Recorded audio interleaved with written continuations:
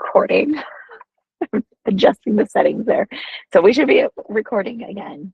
But about 30 more seconds to play around. Anybody coming up with some good songs, some good music?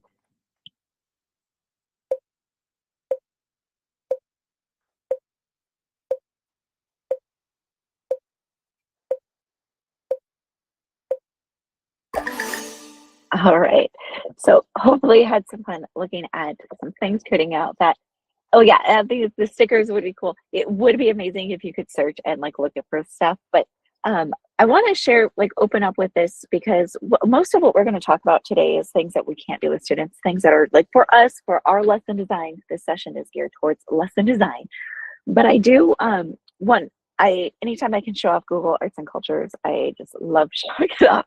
So if you haven't seen Google Arts and Cultures, it's this awesome website where you can actually go and explore different art galleries, different places, different museums, and all of those things. But what I really like is if I search for AI here, they have a lot of things called experiments, which are like games like this, and a lot of like kind of like AI experiments is what I like to play with. So I've used this in the classroom.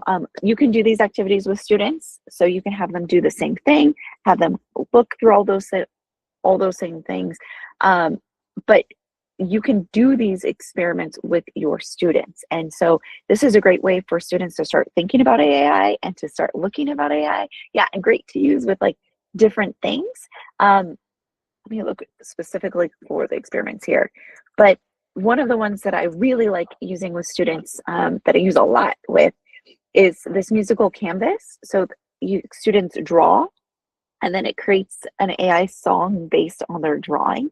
And so when I've used this with the classroom too, is a great way to like start the day of like, let's think about your week. What are you proud of? Like draw how you feel about how this week is going, whatever. It's like how I've kind of used it, like that bell ringer, little social emotional connection there. But then it got students to think about like, what images do I need to draw in order to get AI to do it what I want it to do? So it got them to think about imagery and looking at that. Yeah, and blog opera is really funny where they have like the blogs with like singing voices. And then the See What You Say is also a really great introduction one for AI. And what it does is that, I'll go ahead and launch it so you guys can see it if you haven't seen this yet. But you have to recreate this image using AI. So you have this image here. This one is probably the hardest one, this level one here. And you have to describe what it is and to see how well it matches up. And this one in particular got students really thinking about the language that they're using, the vocab that they're using. One student got a bowl of ramen, and he would just put like a bowl of noodles. And he was like, hey, how come it gave me spaghetti and not ramen? And we're like, well, what other descriptions can you add in? So I like to like kind of start this way and to kind of talk about it because there's a lot of cool experiments that is happening. And then plus we're getting kids to look at art. So like the one that we just did, National Gallery mixtape, getting students to like look at some like classical art, getting them to like think about music and how it goes into there. Same thing, the other one too, just to show off real quick is, let's see if I can find it. The musical canvas art remix. There's one that has the See What You Say, where you have to guess the AI image, and I'm not seeing it on here right now, but where they have to guess which is the AI created image, and it's taking art pieces, so not just like paintings, but sculptures, things like that, and students have to guess, and that one gets really heated in the classroom, but really great way of students to kind of like start thinking about like digital literacy. What is AI? Like, what are we looking for when we look through those things? So I just want to kind of showcase that real quick before we dive in, because I always love thinking about ways we can do things with in the classroom with students. And this session is kind of geared more for us as teachers. Yeah, so many incredible things with Google Arts and Culture. So if you don't take anything else from the session, take away, go to Google Arts and Culture and play around and use it with students, and just have fun on your own. Even if you don't bring it into the classroom, have fun and explore Google Arts and Culture. All right, with that said, I want to start talking about, so we are going to be playing today. So we're going to be focusing on Gemini and Google Classroom. And kind of this is like a very big objective. I probably would not use this as a classroom for observations, but we're going to create something using Gemini. So we're going to take what we know and do something, create something with it, and hopefully something that you can use on Monday, something that you can use for your upcoming lessons here. I'm Amber Dodd. I am one of the district ed techs here. We are located at Elmer Alvarez, if you ever want to come stop by and say hi. All right, so before we dive into AI, I really want to talk about some of the behind the scenes of what is at least going on with our district and the conversations about AI. So one of the reasons that we are kind of not fully opening this up for students. So like I said, in the SLAM session of how we have Google, Gemini and Google Classrooms is not open and available for students. And a lot of that is that we are really concerned about what students can do with AI without having transparency, or what their data is being used. And a lot of that comes from our federal policies. So we have our FERPA and our COPA acts, and basically we just need to make sure that students' data and their personal information is being protected. So especially early on, as AI came onto the scene, we really were being very scrutinous of companies because their data policies were not matching what we needed them to match. They've since gotten better, and it's one of the reasons we're talking about Gemini today is because it is part of our closed ecosystem within Google. So with that said, we do have some guidelines. We have an AI committee that meets regularly. We are currently working on beefing these up into policies to go for the board. So by the end of the semester, we should have some policies that are going towards our school board. But one of the biggest things that are coming out of this and that we're looking at is looking at privacy and data security, not just for students, but for staff members as well.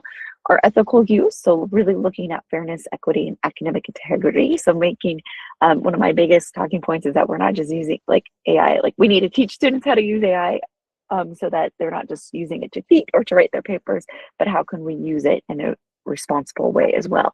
And with anything, and I'll talk more about this in a minute too, that we are using responsible, that as always, pedagogy comes first and it benefits the students' well-being. So I talk a lot about AI just because we're all kind of learning AI together. But I also, if you noticed in the chat during the SLAM, one of my biggest talking points is that we need to get kids talking to each other. We need to collaborate with each other. We need to build community. And that's really how I think a lot of to combat some of this, what AI could be and kind of the misuse of AI, is to really make sure that we're beefing up our strong pedagogical practices and that everything we're doing in the classroom is based on our research and what is best for student and our own well-being there. So that is kind of our guideline basis.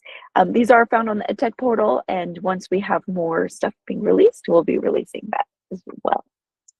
So as I just mentioned, my biggest soapbox is that we are using technology as a tool and not the learning outcome. So I start pretty much every presentation I do regardless on this, not just AI, but what do we want to do with technology? And it's really what skills we want students to learn. So it doesn't matter to me so much of what platform we're using, as so much as we are having students develop critical thinking skills, and that we are being collaborative in the classroom, and that we are encouraging students to take action and to drive change in our communities. And so that is the biggest thing for me, and technology can just be a tool to get us there, but it is not the answer. So when we talk about AI, really I'm not we're going to learn how to use the tools with it too, but really talking about how we can use it in an effective manner, and how you can use it to help build creativity and collaboration and better supports for our students is kind of the main reason behind all of this. So that is my big soapbox. I can talk forever about pedagogy over technology, but I won't. I'll spare you guys with that. But that is definitely, and this has been a long-standing thing in our district and kind of the stance from technology. Rob and Paul, our first ed techs, and like my predecessor, I actually stole this image from one of his, like their presentations that they did like over 10 years ago now. And I think it drives the point home even more because we no longer use Prezzies. Like Wordles is a different thing than what it used to be. Inamotos and Flip like isn't even around anymore. So technology changes, but our skills don't. So just with that. All right, so let's get down to it. So give me a thumbs up or a thumbs down, or if you use some sort of emoji. What is your experience with Gemini, or AI in general, we can just say. So like heart, you like fully done it, to like thumbs down, you've never used it, and we can kind of use the scale of emojis. All right. Let's see if those explode. Some wonderings. We're kind of all over the place, and I love that. Some questioning, some wondering. And usually, if you are familiar with ChatGPT, Gemini is going to be very familiar to you too. Like so, ChatGPT, Claude, and Gemini kind of all kind of look the same, kind of operate the same. So it won't be any more like it won't be that difficult to switch over and to go through it. Now, like I said, we are talking about Gemini today because it is part of our closed ecosystem. So if you are logged into your school account, you can go to the Waffle. Let me go to a clean doc and I'll show you. You can access it through your Waffle. So if anywhere I'm on the Google ecosystem, I can go here and Gemini will now appear down here and have it through there. We do have like the regular version of Gemini for most of our staff, including myself. But you may see some people, had some people try out the premium version.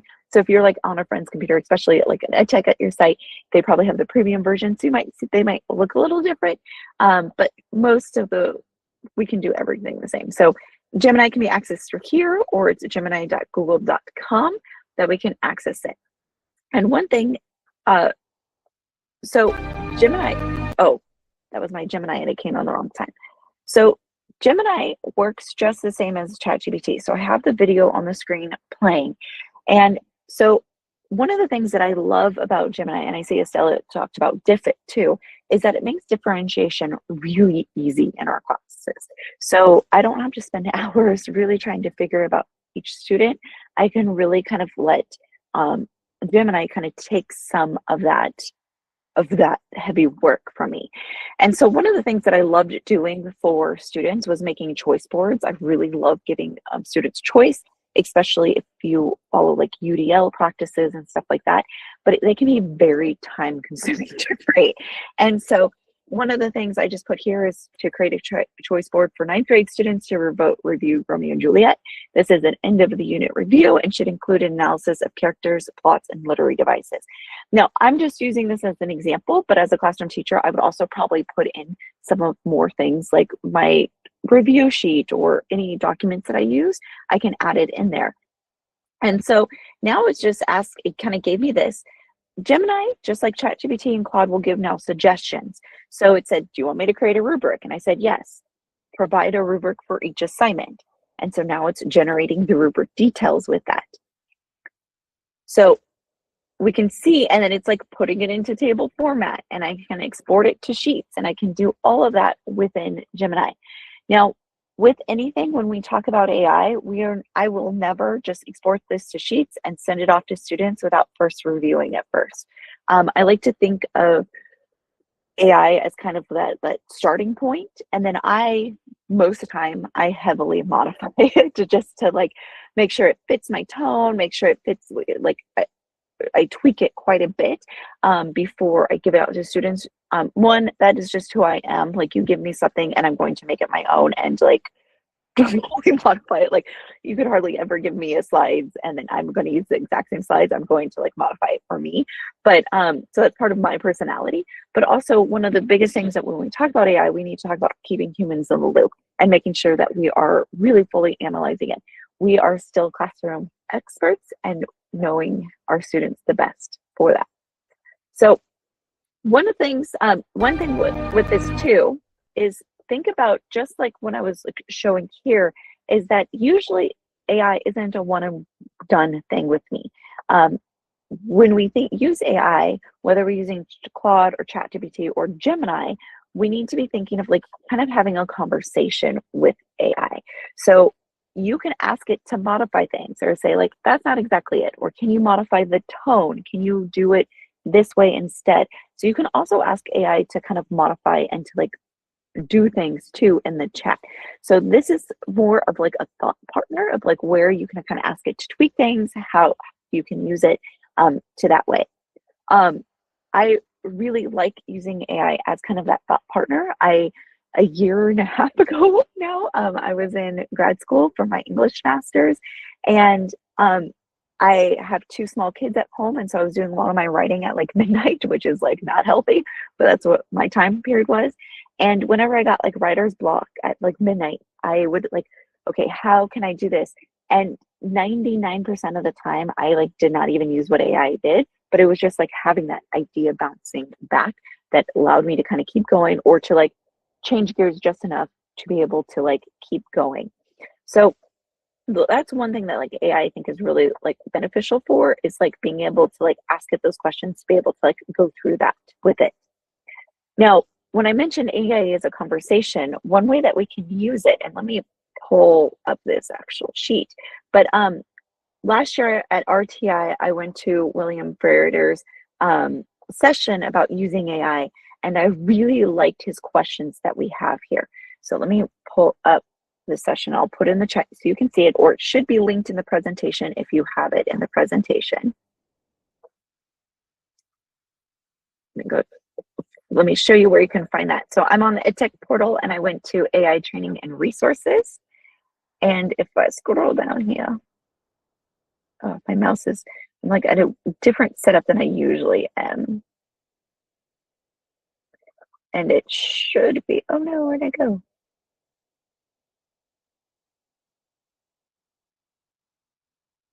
Well, it used to be on here. Maybe I accidentally deleted. Let me put it on.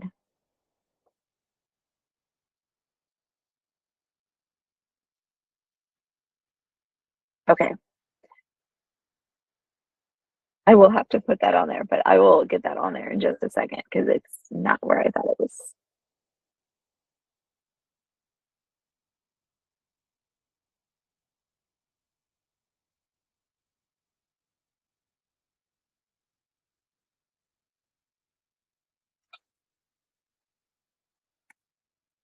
Oh, there it is. It's on the home page and not. So on the home page of the EdTech portal, sorry guys, I thought I had it in the AI one section too, and I have it, apparently it's not there. But on the home page, we have it here, and let me put the link in the chat for you guys too. It's going to be a rather long link. This is where like my brain is getting back into work mode. All right, and so I envisioned this creating it. So what I just did is I just took William Verder's questions that he had. He has this whole, it should be appearing on the slides, but it's disappearing, but this whole breakdown, but it was like 8 pages. And I was like, these are great questions, but I'm not going to keep going back to this document each time. So I just took his breakdowns and I put them into like a one pager. It's two-sided. If you want to paper a copy of this, please let me know. Email me or hit me up in chat, and I will give you a paper copy of this. I will happily give it, send it to your way, and I can even laminate it for you if you want. But I really like having this like next to my desk of just ways of what I can ask questions. So he has kind of 6 different like ways of using AI. So like deconstructing an essential standard, increasing the DOK levels of assessment questions, develop a proficiency scale, actually more than 6, thought partner during lesson planning, identify common mistakes, all of these ways that we can use AI, and then also questions that we can ask it. So one way that we can use AI is really to kind of break down and to kind of figure out where students might be hitting some roadblocks, kind of preemptively think about those things. So for example, in this scene here, really just using that deconstructing a standard. So can you unpack the standard? And I'm going to use RL 9 through 10.1. And it's going to break down the standard here. So it gives me the standard, some unpacked I can talk to unpacked components of it. What does it mean when it says explicitly? Like, what does that actually look like? What does that mean? And I'm now just going through Bill's questions. So list the 3 most important prerequisites that a 10th grade student needs to have to understand these standards. What are some common misconceptions that a student might face with these standards? So these could be really great in PLCs as we're looking at our focus standards, as we're looking at creating guided questions and our CFAs as a PLC to kind of go through this and to kind of really think through all of these things. Many years ago, was in a 10th grade PLC at LSL, and we went through and tried to like really deconstruct the standards and what it meant, and like arguments pursued over it because we were like, this means this. Like when we say analyze, we're really looking at this. And so this might be a good way too to like kind of have some common understanding and common grounding to kind of guide those discussions. So really kind of thinking through those things there. So with that said, before we are going to kind of play, actually, I'm going to come back to this. Let's go ahead and start trying it. So we're going to take 5 minutes and go to gemini.google.com. You can use that sheet there. I know it's a little weird in a digital setting, like having 2 things. I also like having paper there. So if you want paper, feel free to email me and I'll send it to your classroom. But go to gemini.google.com and start exploring and playing with it.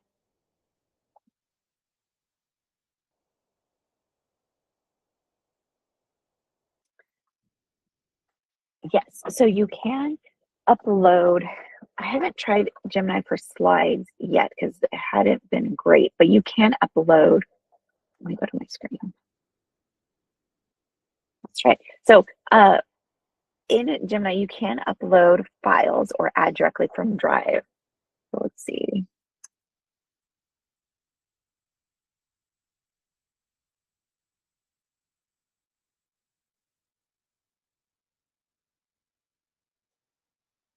Oh, this is a rubric, so it probably won't. Let's see, create slides.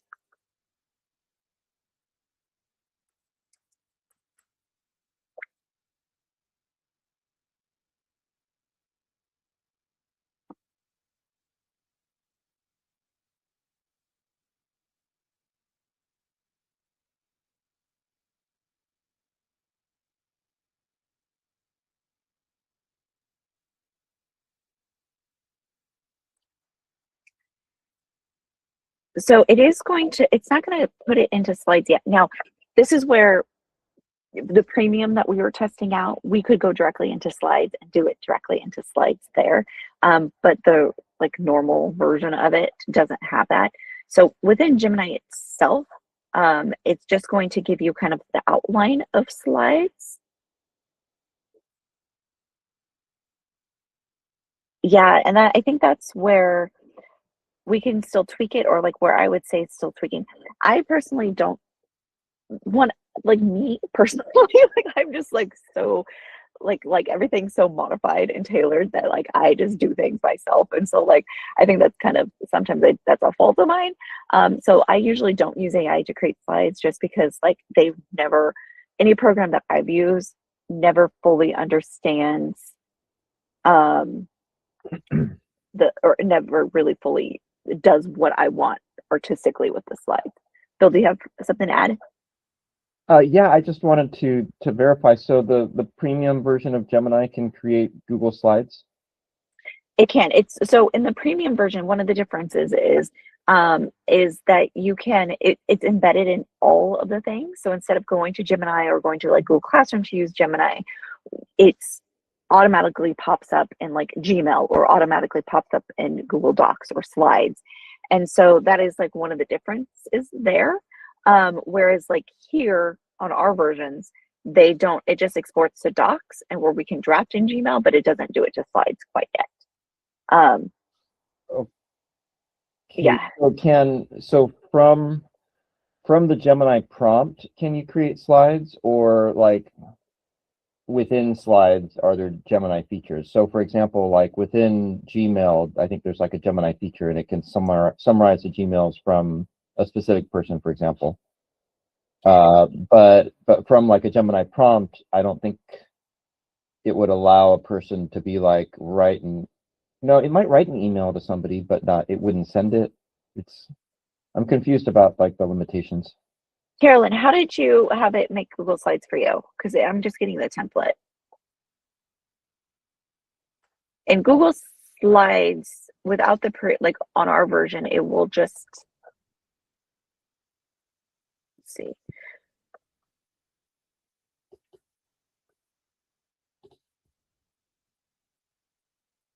Because yeah, it's giving me just the outline.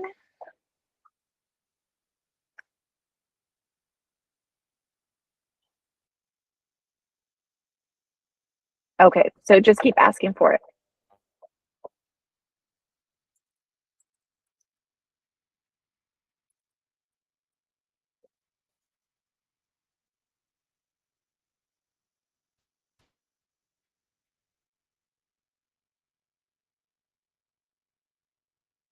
Let's see, I just asked it to make the outline into Google Slides, and we'll see.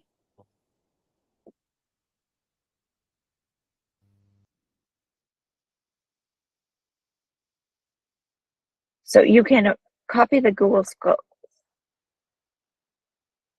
Let's see what. Oh, just that link just sent me to Gemini. But I know you can use the apps script. That's what it. Ah.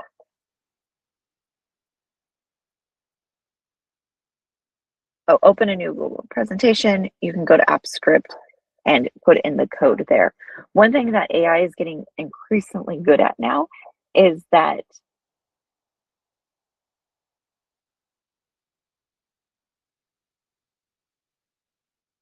um, and it did it. Cool. Yeah, it told me it couldn't do it either. Well, but I know you can keep going through. Let's see. Yes, I can see that.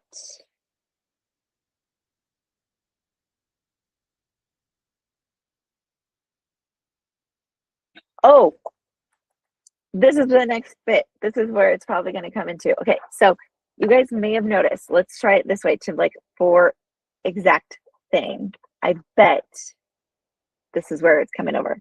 I'm gonna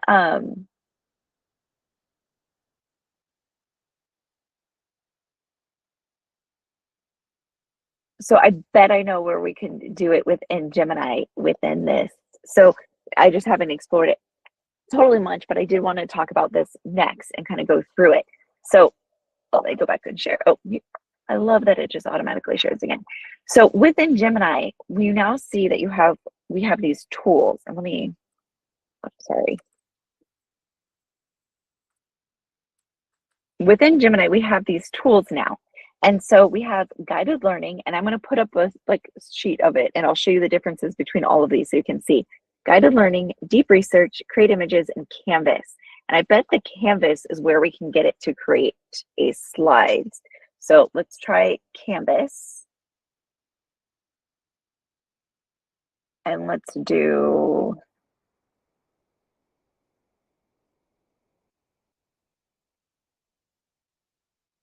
let's see what I can have it do, create slides with. But I bet it's Canvas that we can have it create slides.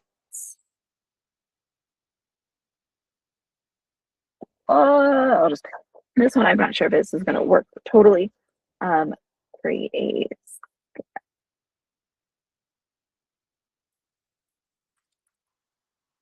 So there's different tools, and you may have seen ChatGPT and Claude are also now doing this too, but different ways of how we can use AI within the actual chat structure.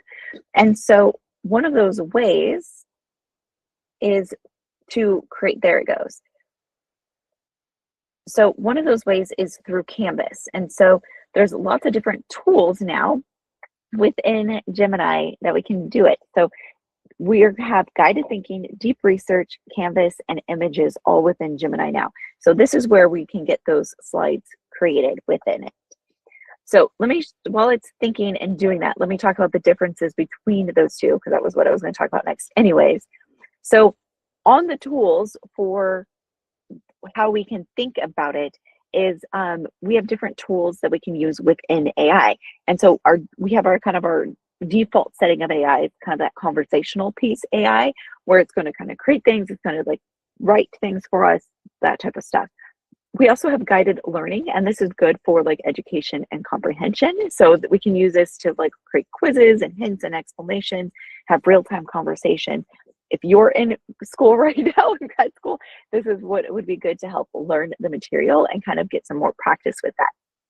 We also have create images, which is pretty self-explanatory to create those visual images. And within that, I skipped over deep research. This is really going to give you a deep dive into a topic, and it's going to take longer than your normal like 30 seconds that it takes to generate stuff, because it's going to give you a report at the end that is fully cited within that. And it's going to scan like the web, it's going to scan file sources, it's going to scan things to get that resources for you. And then Canvas is where we're going to get that drafting and prototyping. So this is where we can get like real-time editing, and I'll show you examples of all of these because I did them last night to show kind of like what they look like in real time. So Canva is what you want to select, or Canvas is what you want to select to get that to kind of get through that. So the cultural experiences, the mastery schedule, all of that. And this is where we can export to slides. So I uploaded that document, and then we have kind of talking about those different things there. And this is where I can export to slides. So again, within Gemini, let me show you what I did again. Within Gemini, I can upload images and files here or add things for my drive. And then my tools, if I want to have it create those slideshows, if I want to create it different things, I can do it within Canvas. So if you just do it with the normal prompting with the Gemini, it's not going to work. It's in that Canvas feature that's going to work within that. A couple different things within that tools and what that looks like.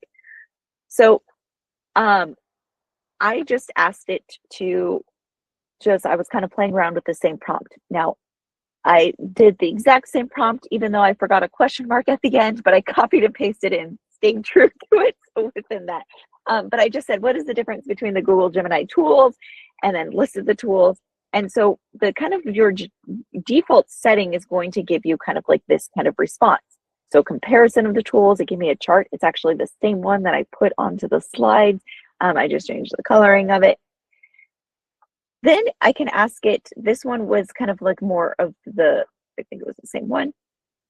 This one was more of the research. So this is where I asked it to do a little bit more research within that.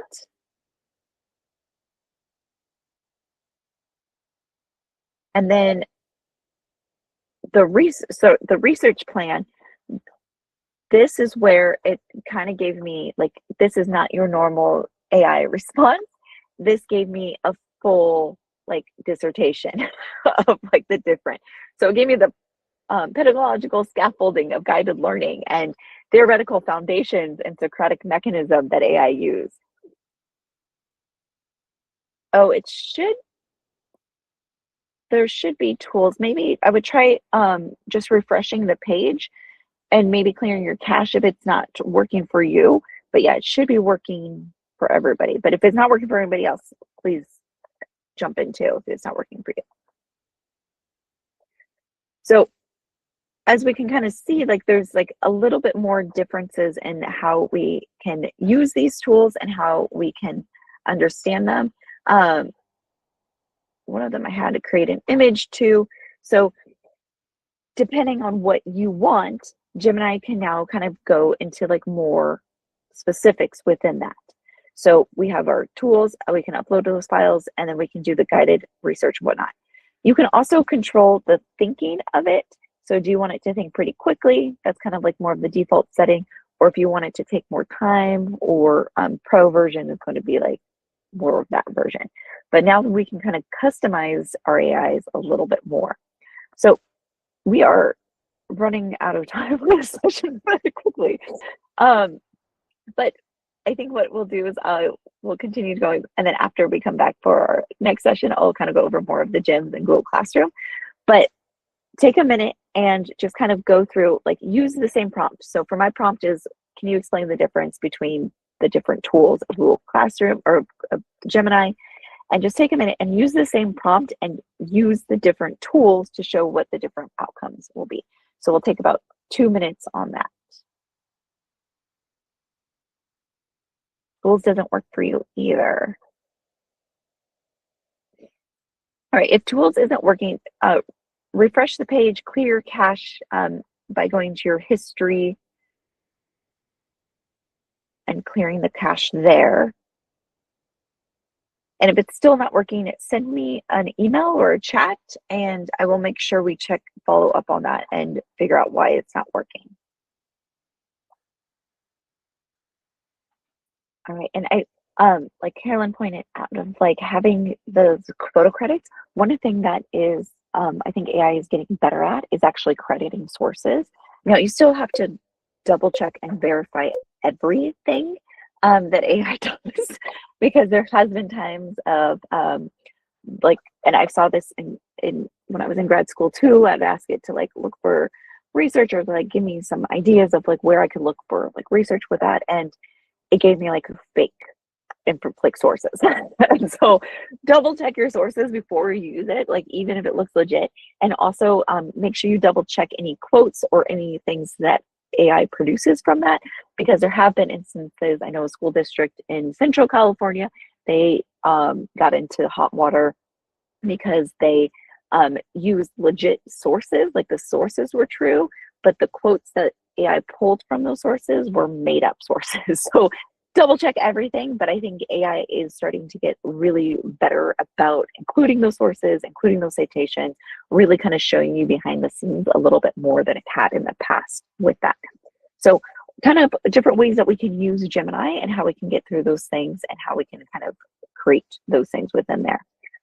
You may have noticed too, within the Canvas, if you were in Canvas, it actually is a full editor too, right within Gemini.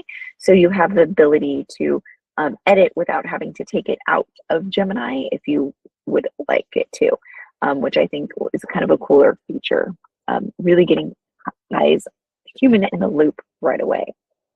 So the next thing I want to talk about with Gemini is gems. Now, gems are really awesome if you are doing the same thing all the time. So, or if you want to try something else new. If you go to Google Gemini and click this sidebar here, you're going to see the page. You're going to see gems pull up here. So just go to your gems here. And then if you've created gems, you'll have them posted down here. Now, one of the things that I really like with Gemini, I'm going to speed this video. I made it a video because it does take a little bit. But one of the first things that I've explored with gems is called Storybook. And so so if you click on your gems, you're going to see like this storybook setting that like, or like a gem that has popped up. And so I have small kids at home. I wanted to try it out and to see what it is. And so created a story about my kids. It gives you suggestions if you want to like try out Storybook and kind of look through it. But I had it create a story about my son who likes, he really likes cars, and my daughter who loves to dance, and kind of had it prompted it that way.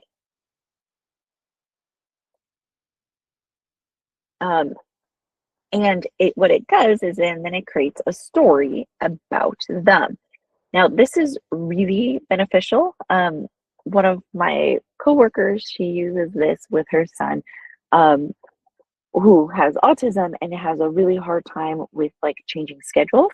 And so she used to spend a lot of time before any like predicted like or known schedule change to really create a storybook and to kind of talk about what that day looks like, and to kind of like really put him in the center of the story and to really like talk about it. And now she can go to Gemini and create the storybook where she doesn't have to spend as much time doing that, and to kind of go through and to kind of create this. And it creates a full-on story with, let's see if it allows me to go on. Nope. And it creates a full-on story with it. It just went back. And it's a really, really awesome way to kind of go through and to kind of see it. So let me show you what this story looks like here.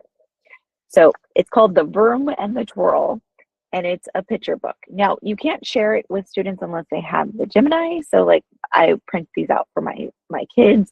But if you have, like, if you're using it for your kids, you can also have it listen to the story. It's like AI generated voice and it sounds AI generated. But it created this storybook. And I can tell you my kids were like, I'm in this story, I love it. And they really, really, really liked it. When we've done this for Techtoberfest, the teacher was creating a storybook based on a concept that they were doing in class. So there's lots of different ways that we can kind of use storybooks. So I like to show storybooks just because it is a fun way to get stories, or like it's a fun, easy way to do it. But gems itself, when we talk about gems are going to be your kind of tools, that things that you always use. So here I'm creating a gem.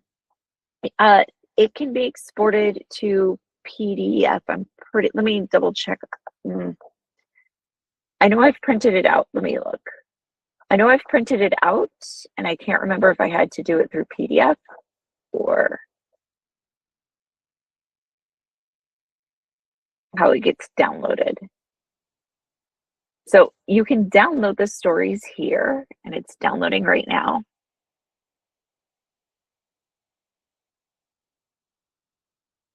And it downloads it as PDF. So when you download it, it does download it as PDF there. So good questions. So going back, you can send it, so you would have to like send it to like as it would send it as a printer, as a book. When I printed it out, I just printed out like normal pages, but I know if I like played with it, then I could like make it more look like it prints the page, it prints like this, so you can fold it into a book. I know I had to do like a little bit of like tweaking with it to like kind of make it look like a book. But yeah, you could do that, especially if you put it into like, yeah, you would need to do a little bit more tweaking to make it like giftable, I would say, but you could send it to a printer and it prints it out like that. But that would be a really good idea with that. All right, so going back to gems itself. So gems are basically, it takes the back work for AI, and prompting works best when it's detailed.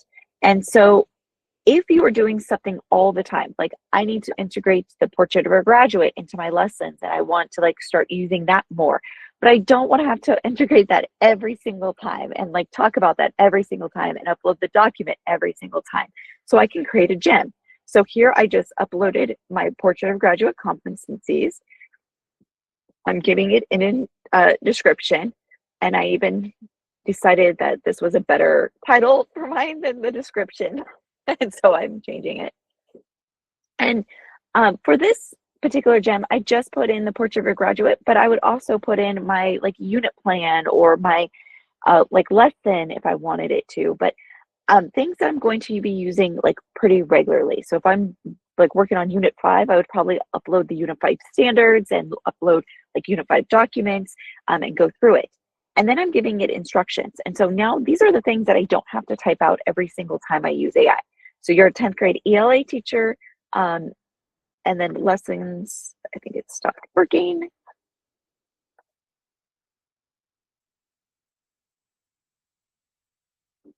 That video just stopped, so hopefully my internet is not going out. But going through that every single time. So let me show you what that gem looks like in real time since the video stopped working. So over on the side here, now it's saved this as a portrait of a graduate lesson things. And please let me know if I cut out, because my internet, like things are starting to go blank on my end. So I have a feeling my internet is being funky. But so I have a Romeo and Juliet mini lesson that I did. So I put in and I said, okay, create a 55 mini lesson introducing Romeo and Juliet. It already has the POG. In my instructions, I also told it to use UDL principles with it. And so it's going to be integrating the UDL and the Portrait of a Graduate with it to create my lesson.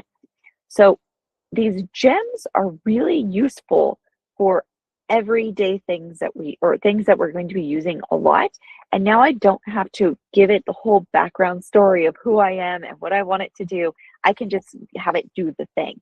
So these are where gems are really, really beneficial for that. There's lots of different gems that we can use. I also use Notebook LM that way, that I'll talk about after our break, of like how we can use Notebook LM in that way. So with that, in just a few minutes before our break, even though we're taking extended time, I talk about gems and talk about Gemini, because in Google Classroom, over on the sidebar here, this Gemini part here, you'll see, basically what Google has done is just create gems that it thinks that educators are going to use. And if you've used Magic School before, Magic School was basically just these like little personalized chatbots, or like little chatbots, these gems that Magic School created. And so I can look at this and see, okay, I want to do planning or instructional material, and I can create these things. So I can create these outline of a lesson plan and have it do within that. So these Google Classroom Gemini is basically just setting up gems already for us. That we can share gems, and so one thing, but we can't manipulate. So that is one thing that Jen and I have been talking about, and they are shareable to an extent. Where's my Gemini again? And they are shareable to an extent. So one thing that SUHSD has done, here, let me share this tab. So SUHSD has created coach number 3 that is part of their staff website, that if like you have questions about the campus or anything like that, you can do it. And so you can share these gems out. I just don't believe you can collaborate with them yet. Oh, you can do editors now. So you could create a gem as a PLCs and be able to do that and to work on that. So we can create gems, and it's one thing that Jen and I have been talking about, is like creating gems district-wide, figuring out what gems like might be useful. One thing that I would really like is like that guided lesson planner, using kind of, especially once we have more of a solid like district lesson plan with all of our new initiatives that have come in, having all of that into there, and so that we just have like one lesson planner that with all of our like information guided into. So that is coming. We just aren't there yet because we're still working on our lesson plan template and things like that for the district too. But that is, I would love to have district-wide gems with that. But like Ethan and McDaniel set up the SUHSD one that they use for their staff one and things like that. So with that said, I want to honor and give us a break, because I can keep going and we can keep, I love these sessions because it is very exploratory, and especially with AI being so new and Google changes constantly. It feels like every time we open up Google, there's something new that has changed. So I love these sessions that are like really asking questions, really getting into it, really like figuring out things together. But I do want to honor our time here. So let's go ahead and take our 15-minute break. And I'm going to see why my computer's starting to go blank and make sure it doesn't affect the rest of the presentation. But we'll come back at 11:15 and we'll have some time to play and to explore and to do our sandbox time for it. So come back in 15 minutes for our sandbox time. Amber, I noticed your break, but can I ask you a question? Of course, I'm not really taking a break. All right. Okay, so I guess I'm a little slow, but I'm trying to understand what these gems are, and it looks like what's on the screen, like you can create your own customized gems, maybe? Yes. So you can, so like the one that I shared, and let me get my audio, like my screen back here. So the gems are exactly that. It's meant to be personal. They give you lots of suggestions. So like Google wants us to try to like be chess champs and brainstormers or things like that. But what it really is beneficial for is like things like my lesson designer. And so I can create it, things that I'm doing a lot of the time. Like if I'm creating lessons all the time and I'm integrating portrait or graduate with it and I'm using the same ELA standards, I can create this gem to kind of take off that heavy lifting of having to write the same prompts. Like I'm a ninth grade teacher and I'm teaching a lesson on Romeo and Juliet and I need to integrate UDL and POG and all this stuff. Um, Instead of having to type that every time, Gem kind of simplifies it. So you kind of set that in the background. So every time you use this gem, it takes on that persona that you have given it or those instructions that you have given it. So you don't have to do it each time with it. Okay, so they're just kind of like background instructions for Gemini that it can kind Yes. of read all at once instead of you at every session having to repeat that setup. And Yes. so how do you create a gem again? Yeah. You probably just told me and I missed it somehow. But... No. We're going fast. So this is the time to like talk about it and to explore. And Okay, we'll I have see it. time New for, gem. yeah. So new gem, and then you give it in your name. And especially with my internet like cutting out halfway through the video didn't help. So I can give it a name. So just test the description of what this gem does. And then the instructions are where you would give it all of those instructions. So I am a ninth grade teacher, ELA teacher, and I need to integrate UDL and POG or whatever it is. Or it gives the example here of what like Google's example is here. You can also tell it in these instructions the tone you want it to be. So like one of the gems I was like playing around with it, I had it like you are a sassy like educator and you're giving PD. Like this gem is just for like beginning ideas of how to develop that PD. So you can also like give it the personality and persona that the AI needs to take as well. Okay, and then it'll just keep that in the background for as long as you're using that gem during a session. Yep. So now I don't have to write those with big long prompts. You I know, can now just use. that's pretty cool. I actually, so I have a confession to make. Is this being recorded? This is probably still being recorded, right? Yes, but do. All right, it's not that bad or anything. Okay. Okay. I can cut it out for the video. So I purchased Gemini Pro for $20 a month. That's okay. I had Quad for $20 a month for a year. All right, my family would mock me incessantly because yeah, they're like that. So anyhow, I've been trying to experiment with what the capabilities are and the ability to interact with Google Apps through like voice commands. Mm-hmm. So I can be like, hey Google, let's talk, and it brings up Gemini live voice. Okay, here it is. Now it's listening to us. Yeah. And then I'll ask Gemini to write Google Keep notes for me. Yes. And then like read off those notes and make lists and and it's so it's been kind of interesting, and then also create like, of course, like calendar events and things like that. And so I'm trying to figure out how to like utilize this to kind of act like my own personal assistant that kind of keeps track of things for me. Have you sort of gone through that journey? You probably have a head start on me in that regard. Yeah, but I mean AI is so like I feel like we're all exploring it together in different ways. Yes, so like gems are definitely kind of where it was. I'm going to talk about it like during our session because it's not technically part of the session, but I was going to put it in the breakout like when we come back from break. But Notebook LM is what I mostly have like used as far as like kind of like that personal assistance type of thing. It's kind of like a gem, a little beefier, like you can do a little bit more. And then that you bring in your own sources, so it's referencing materials that you have sanctioned. Yes. That seems like that. Yeah. Okay. Yeah. And like, so whereas like gems are still going to kind of use, it is still like in your AI, like your tip, like your chat bot, and it's still going to kind of use other sources as well. Notebook LM is really using just your sources that you feed it. So depending on what you want to do with it, it really depends. I like Notebook LM Pro because like we go to conferences and I have all this like information and I'm brain dead and I don't know what I just learned. And so, or like I come back on Monday and I'm like, okay, how can I use this for my work? I like using Notebook LM for that because it's only drawing from the sources that I feed it. Whereas like this, I'm going to give it direction, but it can still use other sources to inform. So here's a question, kind of coming full circle to the concept of a gem. So I had an idea to, I created a Google Keep note titled like, Gemini, read this. And then when I start a session, I'd be like, go to the Google Keep note and read this.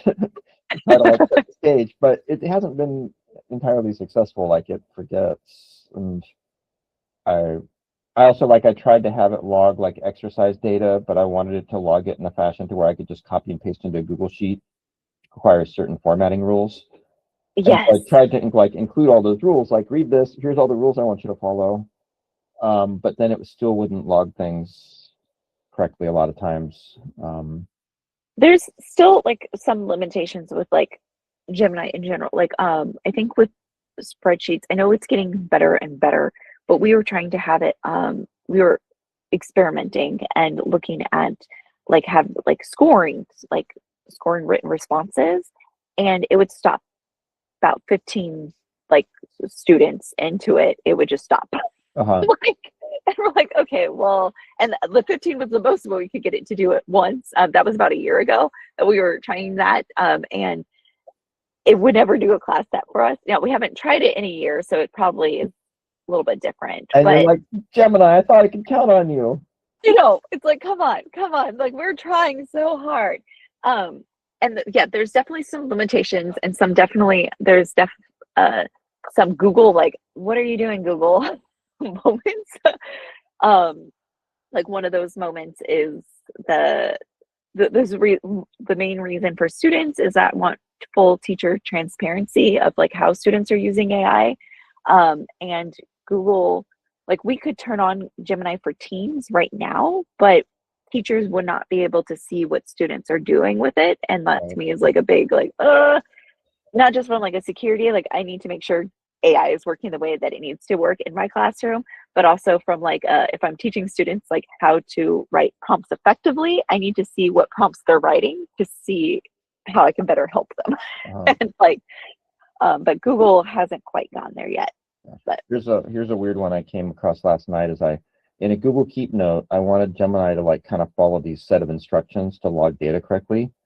And when I actually put in the instructions like Google read this, follow these instructions, me saying follow these instructions made Gemini not work. Like it was like, I can't find that document. This is outside of what I can do. And if I just eliminated the line saying follow these instructions and just gave the instructions, it was fine with that. Yeah. But me explicitly saying follow these instructions for some reason like caused it to really kind of flip out and be like, no. Yeah. It sometimes will do very weird things like that, and which is why like we need to have humans in the loop at all times with it, because yeah, sometimes it does funky things just for the sake of it. And I don't understand it. And like, you know, it's not perfect, it's not human yet, or not human, hopefully it will never be human, but like humans do funky things too, I guess. So yeah. Oh, Carolyn, I love your like making a cute storybook.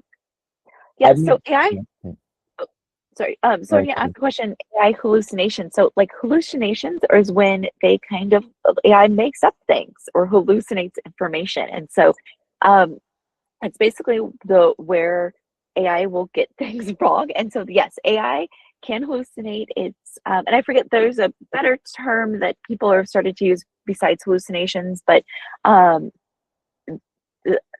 it's basically where AI can make up information. So when I was in grad school and I was asking it, okay, what are some articles or research that I could use, you know, like that I could read to help me inform my decisions and help me like do that. I was experimenting with AI and trying to see how I could use it.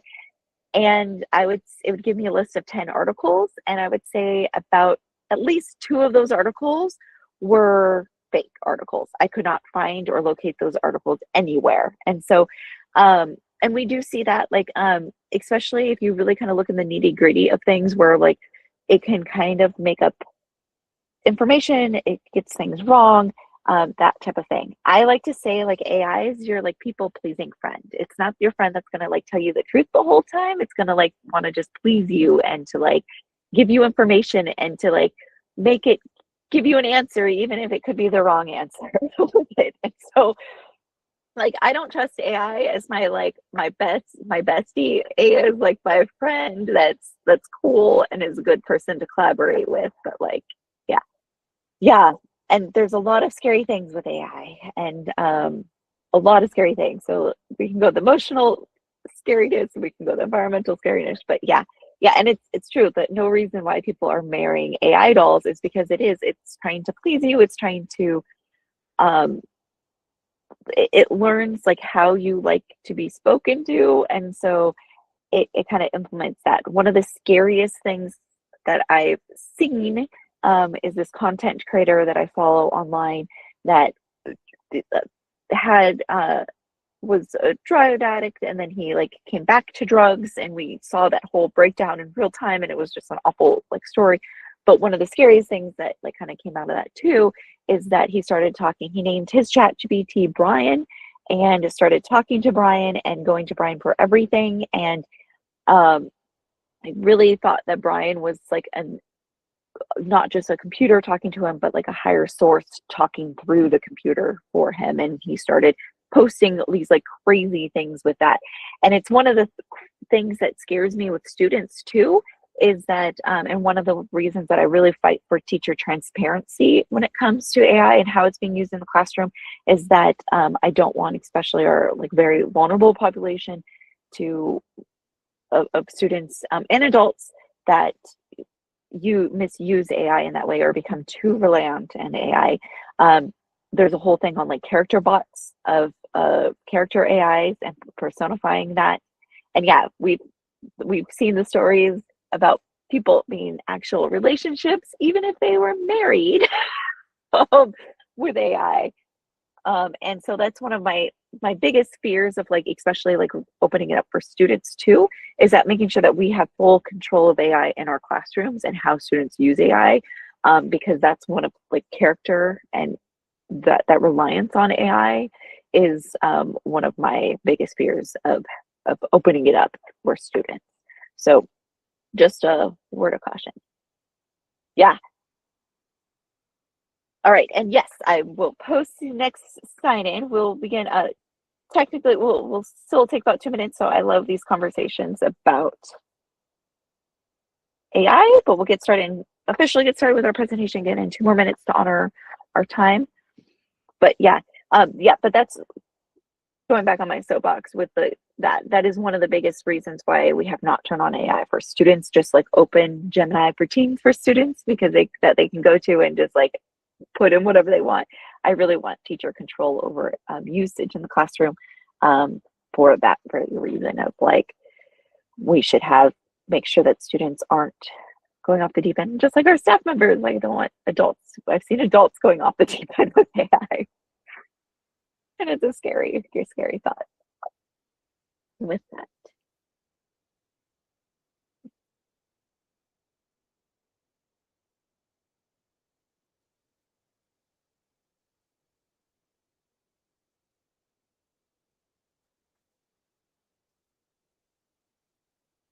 All right, we'll get started in just a few more seconds.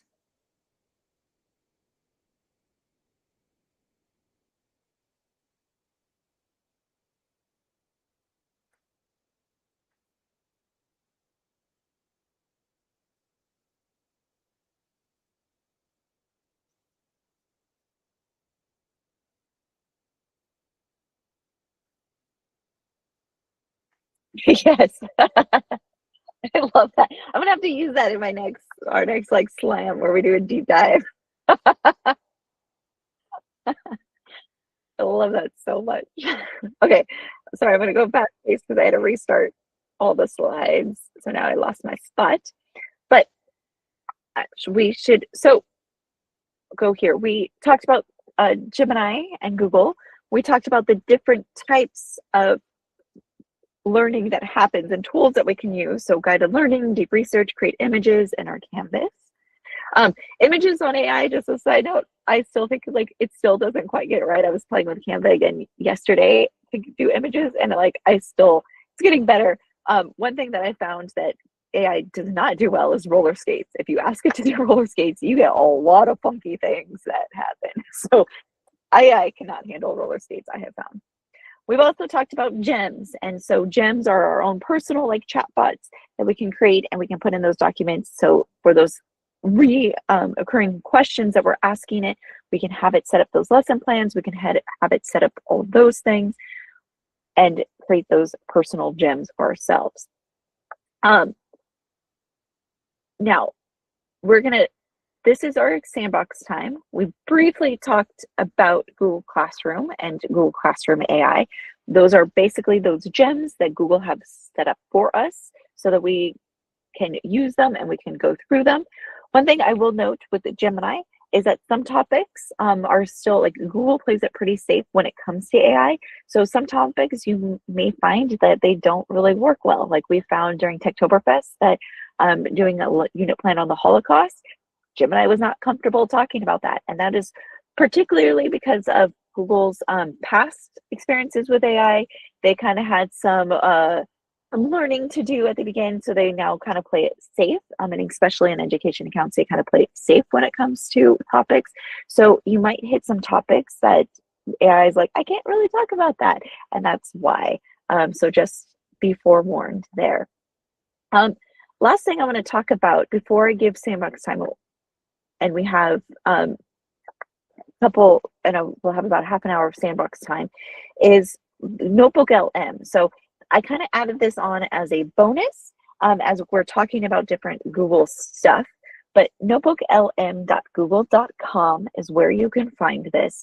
And if you were listening during our break, Bill and I were talking about this, and this is what I really like using for different things. So the difference between a notebook and a gem is still going to use kind of like other resources to kind of guide its thinking, to kind of guide it as well. And the other thing to kind of guide your thinking, whereas Notebook is only going to give it the sources that you feed it. So I really like using this for conferences. When I go to conferences, I will upload all of my notes, all of my learning that I did. So we just went to Learning Forward. Oops, I'm clicking the wrong screen. And so I just uploaded all of my resources into here. And now I can say, like, what are the top 5 priorities? And I can interact it with this, and it's only drawing from resources that I feed it. One thing too, like I like using this, and one way I've played with this is that I took all of Unit 5 from 7th grade World History's curriculum, and I can interact it with it this way. But again, it's only going to draw from sources that I feed it. So I have this slides presentation here, and I want, let's say I did instruction on this, but now a couple days later, I want students to interact with the information in a different way. So I can make a short essay for 7th graders based on this PowerPoint. And now it will create a reading for students that I can like modify, I can put in, and it will create this. And so I can give this as like maybe a bell ringer that I can have students do like the next day or a couple days later to review the information in a different way, to kind of do it in a different format. And it's only drawing from the sources that I give it through here. And I can add those sources through there. So I can create a new notebook and I can add those sources within that. One thing is I can't talk about Notebook LM without talking about, now they have slide decks here, that's new, and infographics, but they also have audio and video overviews. So if you've heard about that platform or that AI program that creates podcasts, this is that audio overview, which will talk about podcasts within it. So here's one. Let's see if it will go quickly. Usually, this is the video overview.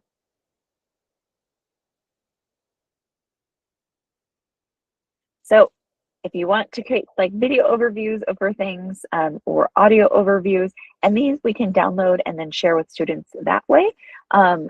So we can have access to it. I think one of the best ways is to put in misinformation as part of the sources, and then students have to figure out which sources to go to, or which like to fact check things, and getting students to fact check and to show where they got that information. So just a really quick overview of Notebook LM. with it, but there's lots of things to do here. And I really like this just because it's like a really easy platform, and you can share notebooks with PLC members. So you are all working on the same thing. The one thing is it has flashcards here, but these are going to be interactive flashcards. So we can't share this yet with students because they have to have access to the notebook to get it. And we don't have Gemini turned on for students. So just keep that in mind, that some things students may still not be able to access if you're trying to use it for students. But with that said, it is our sandbox time. I could go all day with this, but I want to make sure you have more stuff. And so we have about 25 minutes right now, 23 minutes to really explore and to play. I talked a lot. I went through everything really quickly. So this is your chance to like ask questions, to kind of explore, to kind of let the material sink in a little bit. Some resources that I have here is we have our tiny URL for the January 8th Gemini. That's this presentation, and also the bit.ly for the EdTech portal if you want more information on that, and I'll talk about that at the end. But let's take about 20 minutes right now to break down a learning lesson or standard and to go with that. So, and I'm going to take my headphones off because I just died. So if you have any questions, please let me know. Jacqueline. Hi, Amber. Thank you so much for this information. I'm feeling overwhelmed, but in the best way possible, because I've learned over the time I cannot do everything I see, but prioritize. Yes, prioritize. I teach adult ESL, and there's a plethora of information out there, blah, blah, blah, blah, blah. Bottom line, what, as I use technology to instruct the lesson, not just we're doing technology today, yes. What is one or what are two strong recommendations you have? It doesn't have to be specifically connected to what you've shown me in Gemini, but as using Gemini as part of the overarching idea. I know I want my students to read more, to get resources, to listen to native speakers, etc. Understanding you don't have all the info, but yes. What would you strongly recommend? For students, let me make adults. Sure. Yeah, for adults. Mm-hmm. Like to integrate tech, like are you talking about how they use technology? Maybe there's some things like, hey, Jack, have you checked this out? Because you can use this to make your lesson not just pop, make it more interactive. Whether it's something students can use or something I can use that I may be unaware of in the deepest way, that can just make such a big difference for my students. Yes. So in general, so all of our district, now adult schools a little bit differently because they might have access to all of those things. But our EdTech portal has all of the district purchase apps. Now, adult students are going to be a little different because they don't have district accounts. But I know about a little bit. Yeah. So for your teachers, you can have them go here. We can kind of go through this. And how did you get here? On the staff portal. The easiest way is so you don't have to remember anything. It's either tinyurl/ET portal or bit.ly, or if you go on the staff portal, it's the EdTech portal here. Got it. Don't even need to remember anything, just know where to go to it. And with that, everything that we do, we post online. And so eventually all of the slides for this presentation and all of the links will be here as well. But and then I also place them under here. So like we talked about formative, and like Jen Gilsdorf is doing formative. We have formative here that we can all the presentations you would ever want on formative. Wow. It's posted here. Okay. And so that's a good resource too for your teachers. Now for students, if you were talking about AI, they do not have the same limitations that our K through 12 students have. Yeah. And so if one of the things, if you are interested in having for adult learners, how to use AI, would be happy to come and we can talk about how we can teach your students how to use AI. Oh, wow. And how great. Because they can use whatever they want to use for it. And they do not have the same, because a lot of like Gemini 2 is for 13 and above, and Yeah. so we still have like those regulations, but we can talk about how we can use it for adult learners and how we can use AI for adult learners. And I've used it like when I was in grad school, I was experimenting on how best to use AI too, because it's so new. And so figuring out the best ways for adult learners to use AI and how we can use it for that. So I'd be happy to come over and help, and we can talk about how we might use it for like to teach your students on how to use AI and how to the best practices for students and for their own personal learning with that. So I'll touch base with my other teachers and contact you, and we'll continue the conversation. Thank you very much. Yeah, adult learners are like a great way to get, because they don't have the same, we don't worry about the same things as we do for like minors. And so yeah, it's really helpful. I found AI really useful for my grad program and for my own learning, just to even just like as that thought partner, but like how we can use it for research. One of the best ways that I used AI was, I have very little limited time in my classes. At the end of each month, I was writing a 10-page paper. And so I would go to the library and download all of the articles that are based on the topic that I was doing, had AI summarize those, and then put that in and said, this is my dissertation, like this is what I want to do. What are the top 5 articles I should be looking at? And so it saved me that time of like, I could not afford to spend time reading a 20-page article to realize that it didn't work for me. And so I really needed to focus in on, and that was one way that I got AI to like help use. So we have teachers in the, sorry, I don't want to take up too much of your time. We have teachers in the adult English, HISED, GED. I'm with ESL, intermediate high. So some of my students may have their language skills may not be as skilled, but as it pertains to ESL, there's such an abundance of information. And I have used, ChatGPT more, but you're encouraging us to use Gemini because it's part of what we have, and I can do the same there. Thank you. I will be contacting you all. Yeah, I'd love to. Yeah, I'd love to like talk about how to use this with adult learners. Like, appreciate it. That's great. Thank you.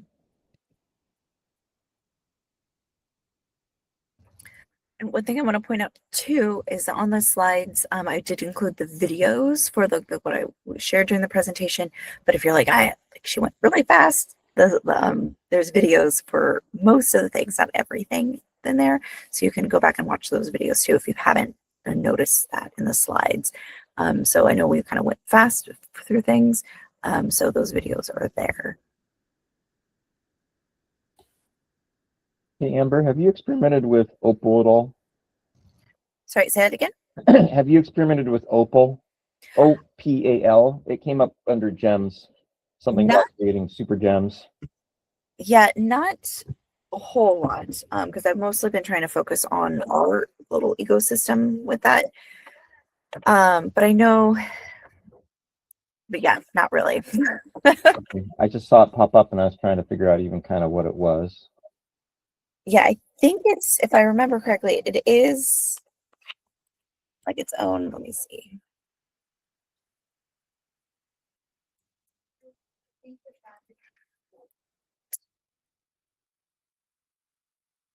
Oh yeah, this is Google's, it is still an experimental form, but it is like, I think it's more for businesses right now. Google's doing a lot. I mean, everybody's doing a lot of experimenting, but I think it's basically like a gem, but like for creating apps, specifically. Yeah. Okay. I was trying to get Gemini to help me with like a daily to-do list where I could just verbally tell it things to put on my to-do list and then have it, check things off or take them off the list as I got them accomplished. And I found that to be kind of difficult. It doesn't like on keep notes. It can't like go back and edit things. It can only write things to the end of the note.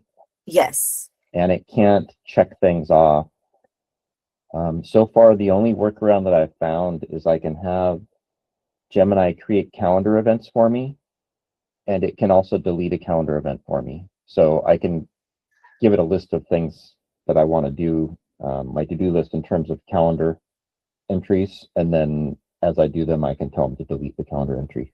Can you think of any, like, it seems like kind of a clunky way to accomplish that goal. Can you think of like a more elegant solution? No, not right now. Yeah, Google or AI is really good at like creating things, but not so much about like editing and the way that you want it to like check it off and to Uh-huh. not, I can't think off the top of my head how we can make that work. I'm sure there is something out there that is, Probably so. Just kind of trying to explore the technology. And I know.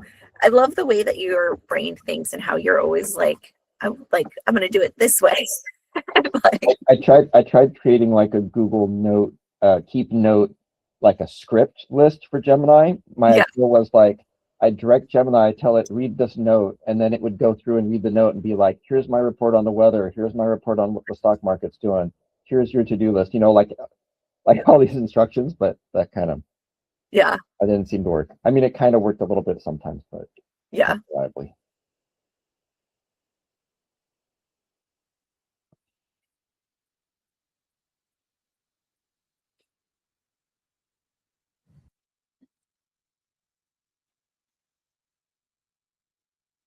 Amber,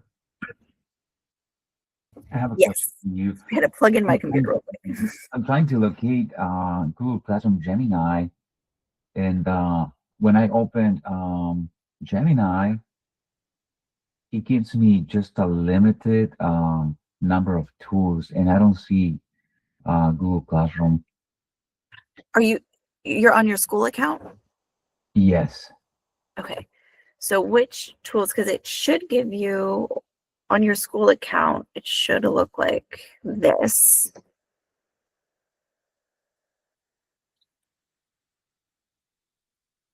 Right. And then you don't see the tools at all. I do, but let's see. I see create image, write anything, help me learn, and boost my day. Oh, that's Oh, I found it now. okay, perfect. Yeah. And then within Google Classroom, it will be on, I'm going to go to Google Classroom. It's going to be on the side here within Google Classroom. Oh, I need to go to Google Classroom first of Yeah. all, and then click on Gemini. Yeah. Oh, super. And then, yeah, so it will all be within Google Classroom and Gemini. Mm-hmm. And they're adding new things all the time now that we have an audio lesson. We can create. Sure. And just again, like just as a warning, when you're using Google Classroom here, it is going to like ask, like you can create like Google Forms, you can create things like that, but anything that students need to use, like one of those things down here was to like use a notebook and then share that with students. Mhm. Because students don't have Gemini, they cannot get it. So just be a little worried. Like if it's having students use AI, they're not actually going to see it, even though it looks like on your end, they're going to see it. But if it's like creating a Google form and then you assign the Google form for students, then they can see it and they can use it. All right, perfect. Yeah. Thank you very much.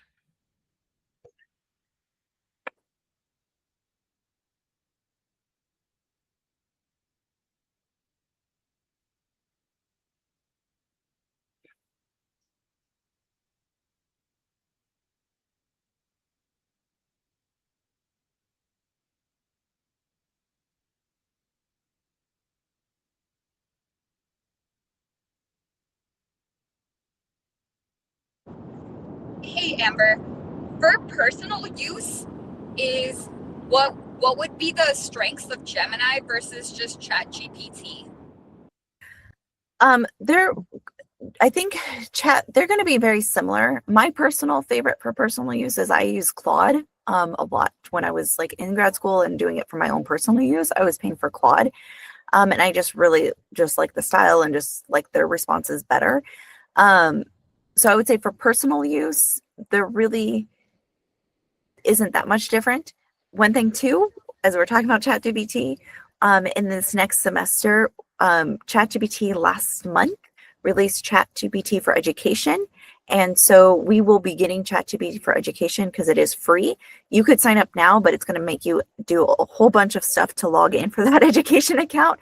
But so just wait until our district has finalized all of that and we'll streamline the sign-in process for it. But they're pretty similar. I would say Gemini definitely took things like they're probably the most cautious AI out there in terms of like what they will and will not discuss, just because they got in some hot water at the beginning of this whole journey. But yeah, they're pretty similar with it. That was like a round, long way answer for not really a response. So hopefully answer your question a little bit.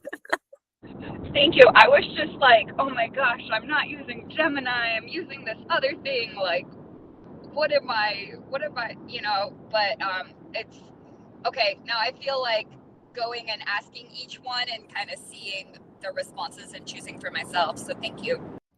Yeah, and that's the best way to do it, is to figure out, and I still do that pretty regularly, just for fun, is to like go and ask them just to see how they're handling certain questions. And so it is going to be nice when we do get to ChatGPT for educators that we have like now this option to kind of go back and forth, because I think that's best to be able to do that. I would say for work stuff, Gemini, just because it is in our ecosystem, we don't have to worry so much about personal information because we have signed everything with Google, and it's all supposed to be like protected and FERPA and COPA compliant. Whereas like if we go outside of that, I can't guarantee that that the programs are. But for your own personal use, like I said, Claude has been my favorite, mostly just for, I can't even pinpoint a reason. I just like it. Yeah, and looking at Notebook LM again. So the way I've used Notebook is I really like Notebook LM if I'm working with a lot of documents and having to really think about using those documents. So in a way, it's like I said, it's kind of like a gem with it, but it can be a little bit more beefier. So one thing I've created a notebook for, and this is one I use for work and like what I like actually, like not just an example, but I use it pretty often, is I took some of the documents that we have for AI. Oh, this isn't it. I've labeled a lot of them differently now. One source is I took my sources. Oh, here. And so my docs for integration, especially right now, we have a lot of changes in our district, a lot of things that we're integrating, a lot of things that are happening. And so I took a bunch of documents. So like if you are part of ILT and the 5 learning pursuits with Dr. Goldie Muhammad, the guidelines for AI education, those profile of an AI ready graduate from ITSD, portrait of a graduate, ITSD, all the documents that I regularly work with, I put them in a notebook. And now I can use this and I can say, like, change this into policy, or what are some frameworks, or what are some ways, let's see, how would I ask this? Like create a lesson like based on this. And so I use this a lot of like, if I'm looking through documents and I only want to use those documents, I only want AI to be learning and looking at those documents. And now I can work and interact with those without having to create a more beefier gem with it. So let me go back and I'll show you. So these 8 sources, I even have like our contract languages in there so that we can have it and use it for those purposes. So I like needed, especially when we were looking at portrait of graduate and the 5 pursuits, and I was like, how does this all fit in together? I had it create this like infographic for me so that I can see how everything is kind of aligned and to kind of go through it together. So this is like how I've used it, is just to kind of like help me synthesize materials or help me synthesize things. Like I mentioned, of like having it for conferences, and after I come back from conferences, having it, I haven't used a lot for the one I just went to in December, but for the other Learning Forward one, okay, how can I like sympathize this? Now that I'm back in my office, what are the top 5 things I need to prioritize and that I need to look at when it comes to this?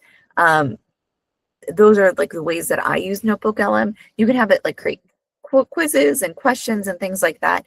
But those are like the ways that I use it for work, is like really synthesizing those documents and putting those priorities forward. Like for example, it keeps moving on me.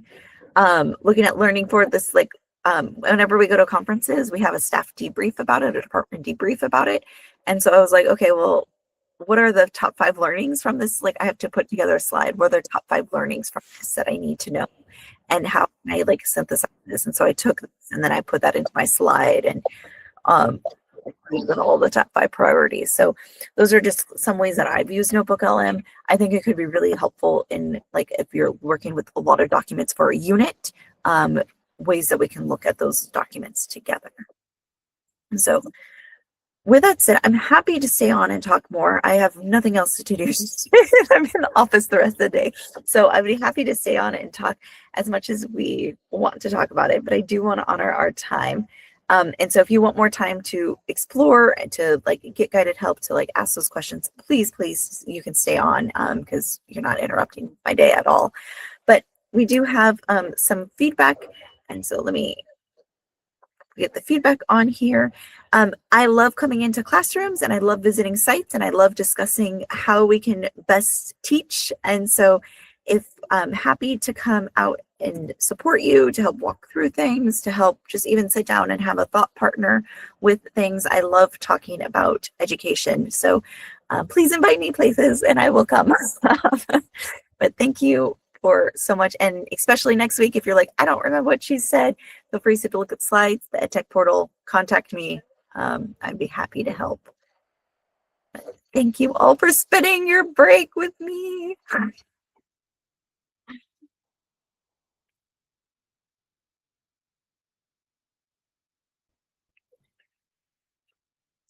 I appreciate everybody.